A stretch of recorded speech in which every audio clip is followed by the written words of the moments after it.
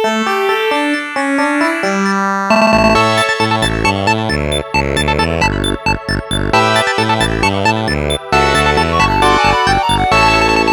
and welcome to Keen on Keys.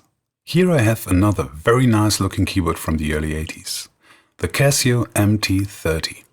I bought it just recently and it's in really nice condition. The plastic isn't yellowed, this ivory white is the original color. It's one of the very first Casio keyboards, the fourth to be exactly. The first model was the CT201 with standard size keys and 29 presets, released in 1980. Quickly followed by the M10, Casio's first polyphonic keyboard with mini keys, but with just 4 sounds and vibrato, also released in a silver version. The M10 was followed by the CT301, the first Casio keyboard with a couple of rhythms, but without full accompaniment. The MT-30 came out in early 1981. It was also released in a wood grain version, a unique finish for a mini keyboard. It offers 3 octaves, 8-note polyphony, 22 presets, which is quite remarkable for a mini keyboard of that time, sustain, vibrato, no pitch control, but on the back we have a power jack and a line output. It's very noisy and it doesn't mute the speaker. I recommend to use the headphone jack. It was replaced by the MT-31 at the end of 1981. The speaker moved to the left and they changed the buttons, but it's the same instrument. The only thing that's different is that the MT-31 has a pitch control. I know most people would call this a toy keyboard, but it was considered as an inexpensive but serious instrument. Maybe not a professional one, maybe something like a leisure instrument. But it was reviewed in music magazines. And Martin Gore from Depeche Mode used it on stage in 1982, with Fairlight written on the back panel, as a side blow to Vince Clarke, who had bought a Fairlight CMI for £23,000 shortly before. Anyway, there were hardly any keyboards of this kind at that time, and toy keyboards usually looked like this. But this one doesn't look or feel cheap. It's built really well, made of thick, shiny plastic. And it's quite heavy, especially when 5 D-size batteries are inserted. The black keys are a bit unusual. They are completely straight on the sides. So let's have a look inside.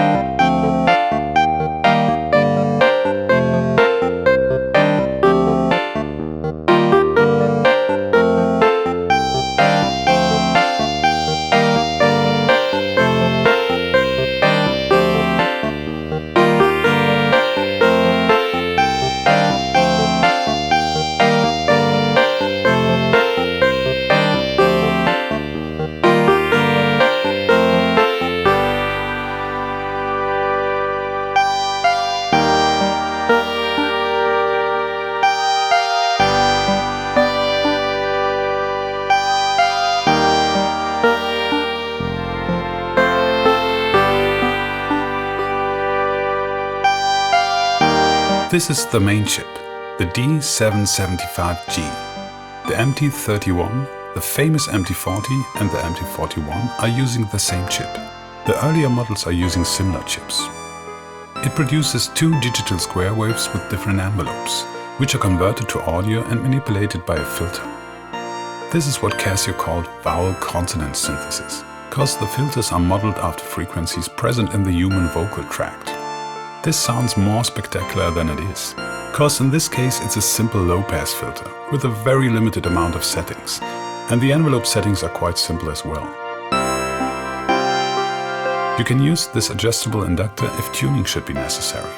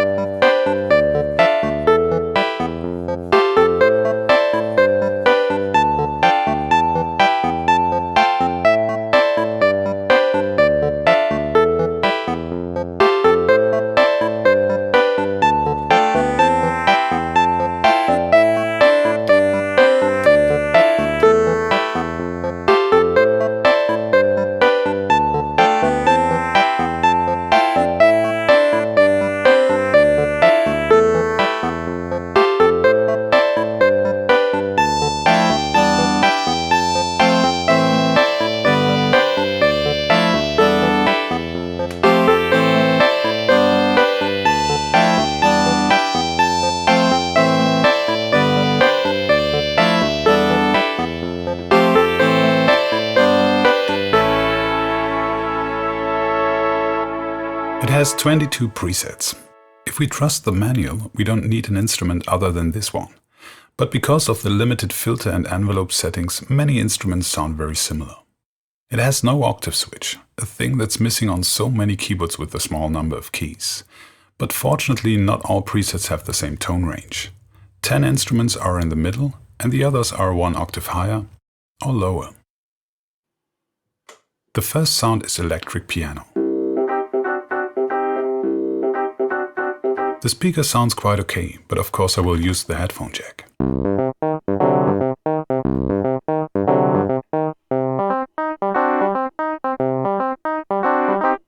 This doesn't sound like an E-piano at all, but it could be a nice bass sound.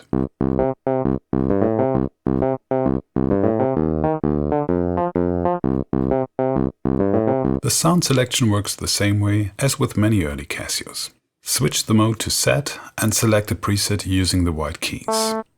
You will get a preview of each sound. The last white key press determines which preset is loaded into the tone memory. You can store up to 4 sounds that way. Switch back to play, and now you can change the instrument while playing.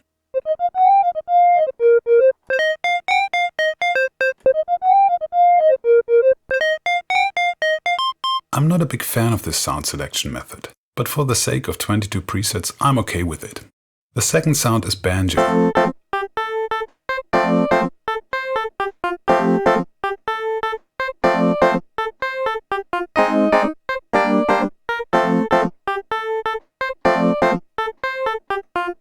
With sustain.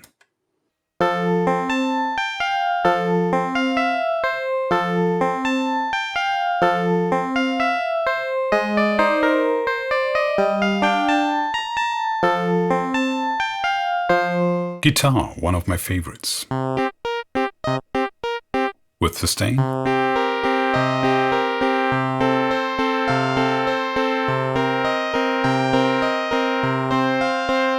And vibrato.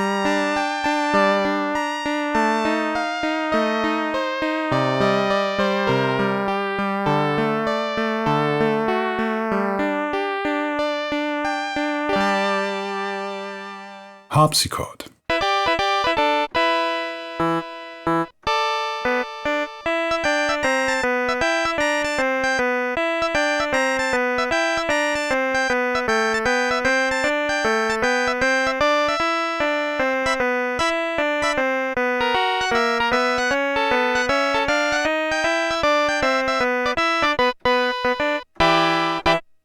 Glockenspiel.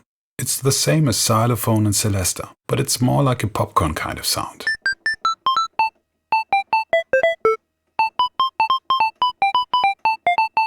The sustain varies from preset to preset. Mostly it's too short. Celesta has a longer sustain.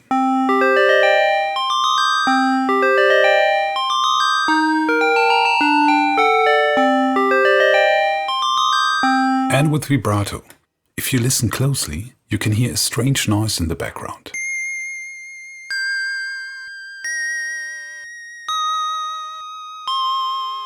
I like that. Organ.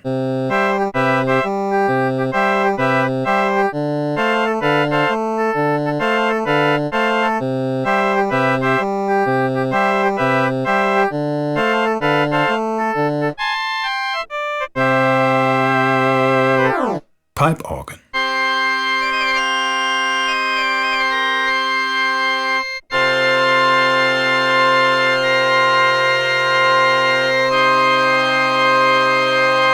Brass is like piano with a different envelope.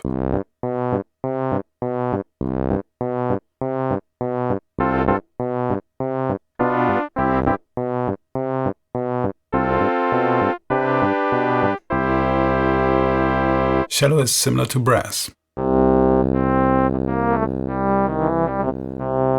but it fades out, a bit unusual. Violin is one octave higher.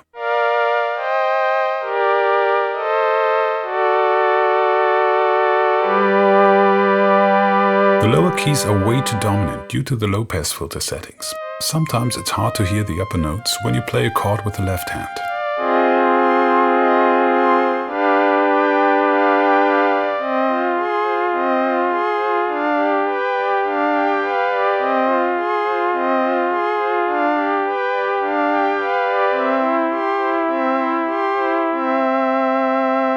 synth fuzz.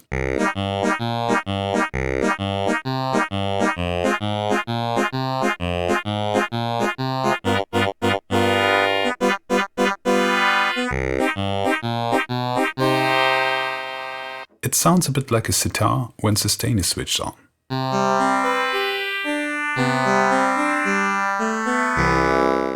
Trumpet is similar, but a bit softer.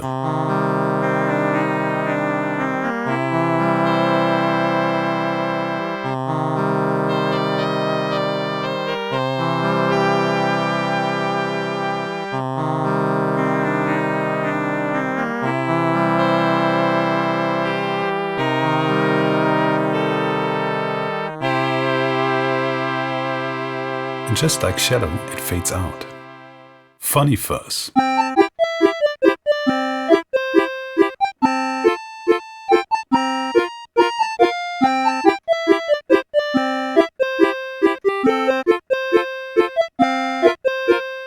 You can clearly hear the two different square waves and envelopes.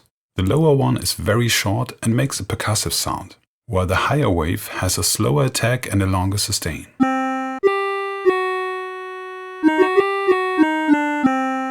String ensemble.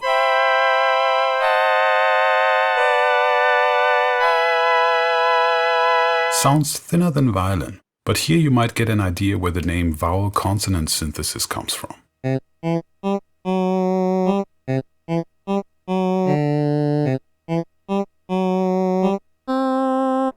Clarinet.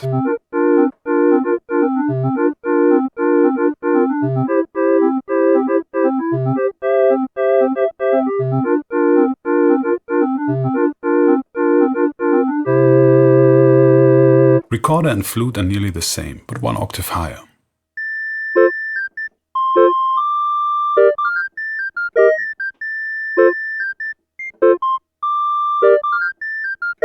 Flute has a softer attack.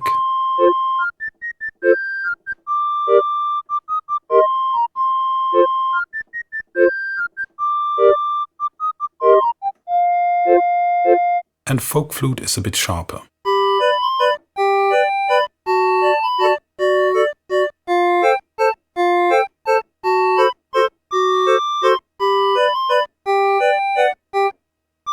And that's it. Time for a multi-track recording.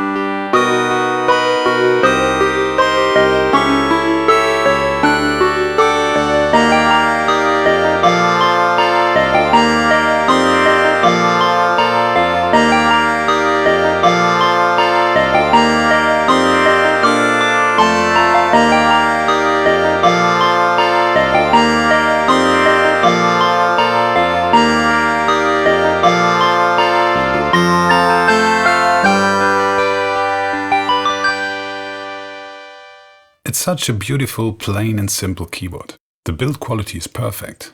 And I like a couple of presets, especially synth fuzz, guitar and e-piano as a bass.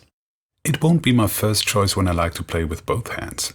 3 octaves are not much, and the lower keys are way too dominant.